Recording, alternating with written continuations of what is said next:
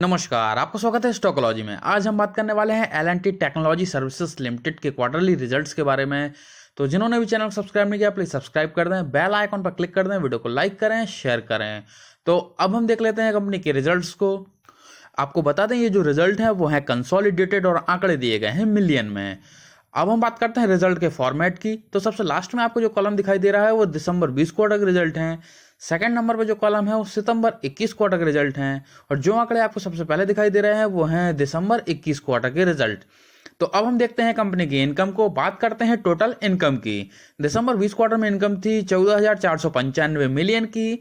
सितंबर 21 quarter में ये हुई 16,370 मिलियन की। और दिसंबर 21 क्वार्टर में टोटल इनकम रही 17,245 मिलियन की। तो अगर हम दिसंबर 20 क्वार्टर से दिसंबर 21 क्वार्टर यानी कि ईयर ऑन ईयर में देखें तो यहाँ पर हमें टोटल इनकम बढ़ती हुई नजर आ रही है।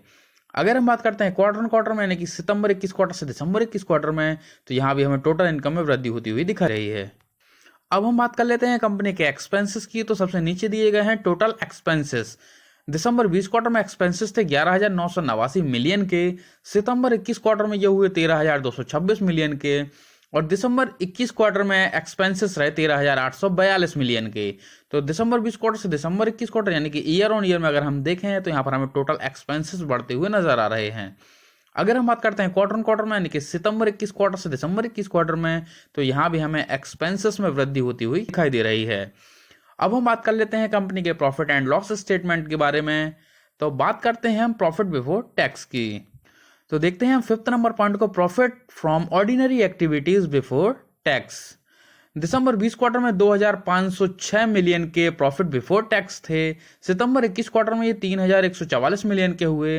और दिसंबर 21 क्वार्टर में 3,403 मिलियन के प्रॉफिट बिफोर टैक्स रहे। तो दिसंबर 20 क्वार्टर से दिसंबर 21 क्वार्टर यानी कि ईयर ऑन ईयर में अगर हम देखते हैं तो यहाँ पर हमें प्रॉफिट बिफोर टैक्स बढ़ते हुए नजर आ रहे हैं।